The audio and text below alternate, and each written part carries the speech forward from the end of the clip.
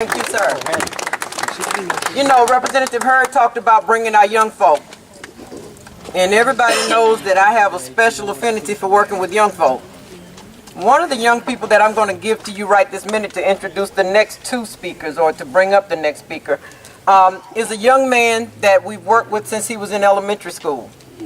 He was the youngest member ever appointed or elected to the National SCLC Board of Directors. Yes. Just recently graduated Morehouse College. Yes. And we call him our leader of the future, Mr. Jeremy Pons. Yes. Future president one day. Future president. I know the one thing we did right was the day we started the fight. Yeah. Keep your eyes on the prize. Yeah. Hold on. Hold on. Hold on. Hold on. I know the one thing that we did wrong, we stayed in the wilderness a day too long. Keep your eyes on the prize. Hold on. Hold on. I stand here with the awesome task representing the Southern Christian Leadership Conference Board of Directors, along with the illustrious Mrs. Rita Samuels, to bring two of our leaders up here. Matter of fact, the first leader I want to bring up here this afternoon, who will introduce our national president. You've seen this young man.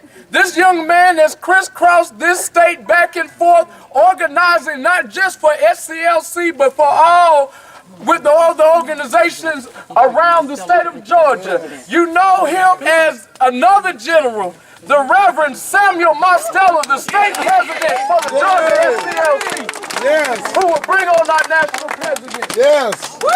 Come on, Reverend Mosteller, bring him on now. Thank you, Jeremy Pons, our National Board of Directors, Yes, youngest sir. member. Yeah. And Rita Jackson Samuels, the leader of black women in Georgia for a long time. More than one decade, more than 2 decades, more than 3 decades. She's been handling the business. The SCLC has been on the forefront, and just about everybody that ended up being somebody started at SCLC. During my time, that 13 years that Dr. King did his work, the SCLC led the way and was a preeminent direct action activist organization in the history of the world. Dr. King, without the SCLC, you would have no Dr. King. Without Dr. King, there would be no SCLC. The King family is the issue. They've paid the ultimate price, not one, not two, more than 3 or 4 members of the King family have paid the ultimate price in the fight for our equality and our fight for our freedom. Some of us don't appreciate that. You all, some of our black folks don't appreciate black folks. Y'all just been trained not to appreciate each other well. We're going to have to learn how to appreciate each other. Now, the SCLC is still alive. That's right. We're just having to retrench and get ready to come forward with the full force that the Christian part of SCLC says we have to come forward with. Now, so we have picked new leadership. The new leadership intentionally has been picked. They've gone back and asked another member of the King family to come forward and take the helm and move forward into the 21st century. First thing it did was to change the name from just SCLC to SCLC Today. Y'all had to get that together. The SCLC Today. And along with that, we had to try to change the "We shall overcome someday" to "We shall overcome today." We shall overcome today. Now that doesn't mean you overcome everything today. That just means you overcome some things today. You ought to overcome. If it ain't nothing but overcoming by the word of your testimony and by the blood of the Lamb, you ought to be able to overcome something today. Don't sit down on your stool of do nothing and don't overcome. Get up and overcome something. Overcome something. Overcome something. The reason that we're here now is we're going to hear our keynote speaker now. I'm not him. This one is a little younger than I am and a little bit more handsome and a little bit better well dressed. I want you to know that he's a member of the King family. Dr. King's nephew, Isaac Newton Ferris Jr. Mr. President! Mr. President. We all say it with me. Mr. President. Say it one time. Mr. President. You Negroes ain't cooperating. Mr. President. This is the national president has come to Morrisford Bridge where you show respect. Mr. President. Mr. President. Amen. Thank you. Got to get that way. Thank y'all for allowing me to say a few words today. It definitely is a pleasure and an honor to be here with all of y'all. I just have to correct one thing that President Marstella said, and that's about my esteemed board member, Rita Samuels. He said she was a leader of Georgia women. Yeah. Rita is a leader of all women nationally. Nationally. So I have to correct that. Thank you, Mr. President. Thank you, Mr.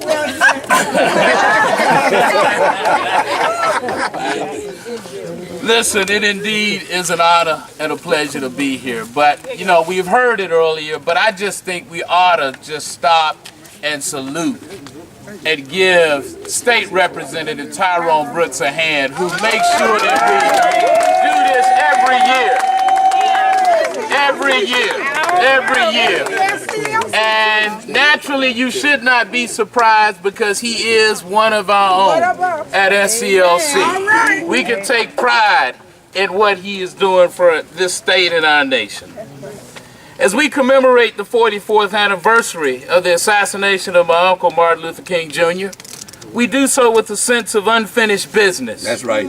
Because of course we have much to do before we can say that we have fulfilled the dream of Martin Luther King Jr. Because poverty, racism, and violence, the triple evils that he identified, are still very much a part of our experience. Amen. We're going to be working on that unfinished business, unfortunately, for a time yet to come. But in the short run, however, we have two urgent matters of racial injustice we must address if we're serious about carrying forward the unfinished work of the movement.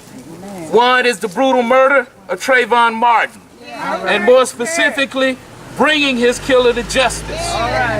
Reverend Sharpton and many others have done a great job of keeping this tragedy in the news and pressing the case for an arrest. And I applaud all of the organizers of protests, demonstrations all over the country demanding justice for Trayvon. I'm inspired by the nationwide nonviolent uprising on behalf of this young man and his family. And we at SCLC will not rest until Trayvon's killer is arrested and brought to justice.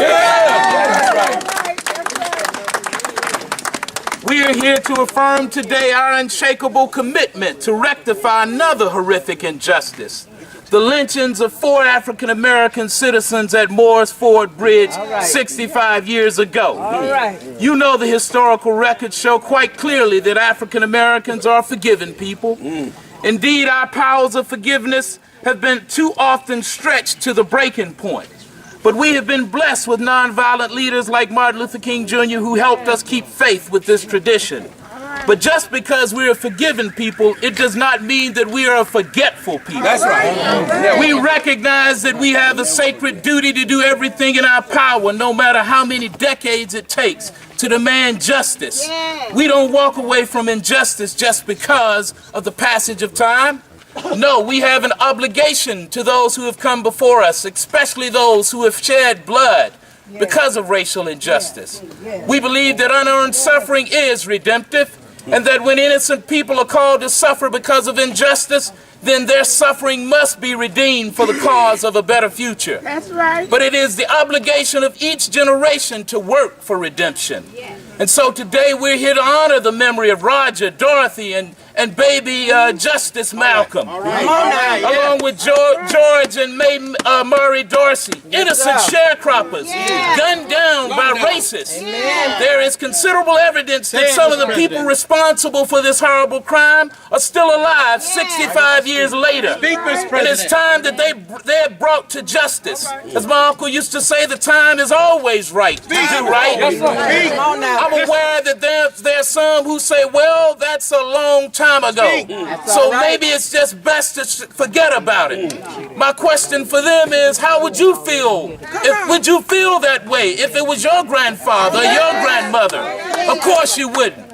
I would also want to take this opportunity to appeal to those individuals who know something about these murders to come forth from the shadows and bring the light of truth. so that the victims' families can finally get some closure. Yes, sir.